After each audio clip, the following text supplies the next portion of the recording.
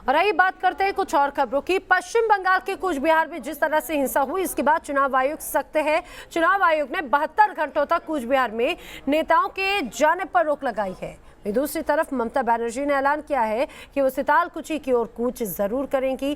केंद्रीय चुनाव आयोग ने अपने आदेश में साफ तौर पर कहा है कि अभी तक घटना में मृतक लोगों का अंतिम संस्कार भी नहीं हुआ। वैसे में अगर कोई राजनेता वहां पर जाएगा तो माहौल खराब होने का अंदेशा बना रहेगा। इससे इलाके के साथ ही कई और इलाकों का भी माहौल बिगड़ सकता है।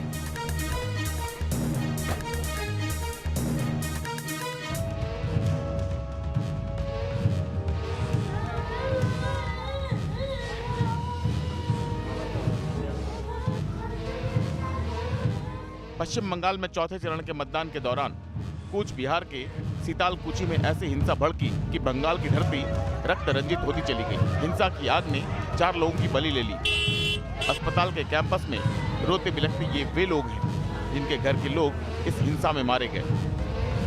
सबसे बड़ा सवाल ये है कि आखिर वो कौन लोग हैं जो बंगाल के सियासी दंगल में बारूद उड़ेल रहे हैं। वो कौन लोग हैं जो मासूम लोगों के लहू से सींचकर सत्ता के सिंहासन तक पहुंचना चाहते हैं। ये सवाल बेहद गंभीर है।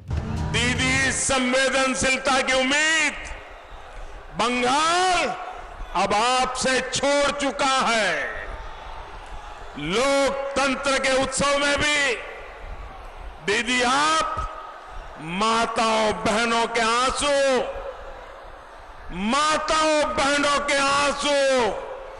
गिरने की वजह बन रही है। कूच बिहार हिंसा के बाद केंद्रीय चुनाव आयोग ने आदेश दिया है कि कूच बिहार में जिस पोलिंग स्टेशन पर हिंसा की घटना हुई, उस कूच बिहार जिले की परिधि के इर्द गिर्द अगले 72 घंटे तक किसी राजनीतिक दल का कोई नेता नहीं जाएगा। बावजूद इसके पश्चिम बंगाल की सीएम ममता बनर्जी ने सितालकुची कूच करने का ऐलान कर दिया है। केंद्रीय चुनाव आयोग ने अपने आदेश में साफ तौर पर कहा है, अभी तक घटना में मृतक लोगों का अंतिम संस्कार भी नहीं हुआ है। ऐसे में अगर कोई राजनेता वहां पर जाएगा तो माहौल खराब होने का अंदेशा बना रहेगा। इससे इलाके के साथ ही कई और इलाकों का भी माहौल बिगड़ सकता है। दरअसल पश्चिम बंगाल के कूच बिहार जिले में शनिवार को स्थानीय लोगों के जरिए हमला किए जाने के बाद सीआईएसएफ ने कथित तौर पर गोलियां चलाई, जिसमें 4 लोगों की मौत हो गई। बगल वाला लोग मना कर रहा था, भाई क्यों मार रहा है, तो एक बोल के उसके बाद जो फौज है, सेंट्रल फौज है, वो धमाधम लाठी चार्ज करवा रहा है। तो मैं घर से सुनता है जब मेरे भागीना गोली खाया तो इधर का इसका उसका मुंह में सुनता है तो आधा सेना ने गोली किया। बाद में किसी ने मुख में सुना है, किसी आके गोली करके भाग गया। वहीं ऐसा भी आरोप है कि स्थानीय लोगों ने सीआईएसएफ जवानों की राइफलें छीनने की कोशिश की और आत्मरक्षा में जवानों को फायरिंग करनी पड़ी। कूच बिहार में लाशें गिरी तो वोटिंग के बीच में ही टीएमसी और बीजेपी के बीच जुबानी जंग शुरू हो गई। पीएम मोदी ने सिलीगुड़ी की रैली में कूच बिहार की घटना पर दुख जताते हुए इलेक्शन कमीशन से सख्त एक्शन की मांग की। कूच बिहार में जो हुआ है वो बहुत ही दुखद है।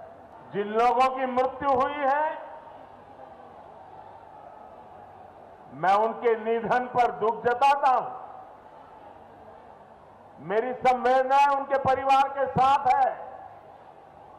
बीजेपी के पक्ष में जन समर्थन देखकर दीदी और उनके गुंडों में बौखलाहट हो रही है। उधर टीएमसी ने भी कूच बिहार के मुद्दे पर मोर्चा खोल दिया। टीएमसी का डेलीगेशन चुनाव आयोग से मिला तो वहीं दीदी ने इस घटना के लिए गृह मंत्री अमित शाह को जिम्मेदार ठहराते हुए उसे गृह मंत्रालय के इशारे पर किया गया एक्शन बताया। আমি বারবার বলে আসছি, সিআরপিএফ আমার শত্রু নয়, কিন্তু হোম মিনিস্টারের কথায় যে চক্রান্ত চলছে আজকে প্রমাণ হয়ে গেছে যে আজকে 4 জনকে গুলি করে মেরে দিয়েছে सीआरपीएफ, যারা লাইনে দাঁড়িয়ে ছিল ভোটাররা। सितालकुची में भले ही हिंसा की वारदात शनिवार को हुई हो, लेकिन वहां के फिजा में तनाव का माहौल बीते 4 दिनों से चल रहा था।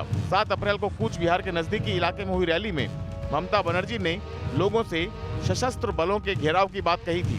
दरअसल ममता ने कहा था कि अगर लोगों को वोट देने से रोका जाए तो वे सुरक्षा बलों का घेराव करें। जो फ्रस्ट्रेशन है दीदी का कि सीआरपीएफ का घेराव कर दो, वो उसी के कारण है क्योंकि उनके चुनाव जीतने का एकमात्र आधार हिंसा हुआ करती थी, जो इस बार नहीं कर सकते।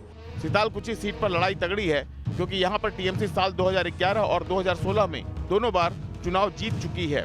2019 के लोकसभा चुनाव में जब बीजेपी ने उत्तर बंगाल की सभी सीटों पर परचम लहराया, तब भी टीएमसी को यहां ज्यादा वोट मिले थे, लिहाजा ममता के सामने बंगाल बचाने की चुनौती है और शायद बंगाल के खिसकने के डर से ही ममता ने केंद्रीय चुनाव आयोग के आदेश के बावजूद सीतालकुची कूच का ऐलान किया है। Team news nation.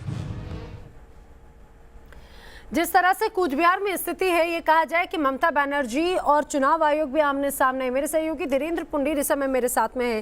धीरेन्द्र जी, जिस तरह से कूच बिहार में हिंसा भड़की, स्थिति और बिगड़ सकती है, यही वजह भी है कि शायद रोक लगाई है खुद 72 घंटे की चुनाव आयोग ने। लेकिन ये कहा जाए कि अब ममता बनर्जी तो अड़ी हुई हैं, आखिर क्या होगा, किस तरह के हालात हैं अभी वहां पे? देखिए, अभी हालात काफ़ी तनावपूर्ण जरूर है, क्योंकि इस घटना के बाद पूरे बंगाल के चुनाव की फिजा बदल गई और आपने देखा किस तरह से रैली में प्रधानमंत्री से लेकर और फिर राज्य के मुख्यमंत्री ने आनंद फानन में शाम को प्रेस कॉन्फ्रेंस बुलाई। और इसके बाद जबकि चुनाव आयोग यहाँ 72 घंटे के लिए तमाम विधानसभाएं, जितनी भी तमाम विधानसभाएं हैं, उनमें बाहरी नेताओं के आने पर रोक लगा चुका है। इसके बावजूद उन्होंने आने की घोषणा की है। 11 बजे उनकी पहली रैली है अगर जलपाईगुड़ी में, हालांकि 9:30 बजे का यहाँ का टाइम है उनका माता बुंगा जो हॉस्पिटल है, जहाँ कुछ लोग वो भर्ती हैं, चूंकि 8 लोगों को उस समय चोट आई थी, जिसमें से 4 की डेथ हुई थी और 3 लोग वहां भर्ती हैं और 1 को रेफर किया गया था सिलीगुड़ी के लिए। उस पूरे माहौल को अगर हम देखते हैं नैना, यहाँ पूरे इलाके में इस बात की जिम्मेदारी चुनाव आयोग ने पुलिस अधिकारियों को दी हुई है, एडमिनिस्ट्रेशन को दी हुई है कि कोई भी वायलेशन ना हो सके। लेकिन ममता बनर्जी इस पर अड़ी हुई है और चुनाव आयोग ने इसके अलावा जो चुनाव प्रचार खत्म करने की सीमा जो 48 घंटे होती है उसको बढ़ाकर 72 घंटे आसपास जो अगले फेज में होना है उस पर आसपास की सीटों पर ये करने का ऐलान किया। तो इस पूरे समय में मैं कहूँगा कि चुनाव पूरी तरह से एक दूसरी तरफ जा रहा है और ममता बनर्जी ये कोशिश कर रही हैं कि शायद इस पूरे मुद्दे को वो जितना ज़्यादा उछालेंगी, जितना ज़्यादा टकराव दिखाने की कोशिश करेंगी, चाहे वो सुरक्षा बलों पर हमला करने का हो, चाहे वो गृहमंत्री अमित शाह को उनके साथ जोड़ने का हो, और या फिर ये यहाँ आकर इस तरह का मार्च करने का हो, जबकि इलेक्शन कमीशन ने बंद किया हुआ है। वो इसके सहारे अपने समर्थकों को गैदर करने की कोशिश कर रही हैं और मुझे लगता है कि इस फेज में वो ज़्यादा से ज़्यादा अपने आप को सहानुभूति हासिल करने के लिए इस तरह के कदम उठा सकती हैं। बिल्कुल, अब ये देखने वाली बात होगी कि आखिर किस तरह से चुनाव आयोग रोकेगा और क्या ममता बनर्जी रुकेंगी। धीरेन्द्र जी, जानकारी के लिए आपका शुक्रिया। तमाम अहम खबरों पर लगातार हम बने हुए, रुक रहे एक छोटे से ब्रेक के लिए।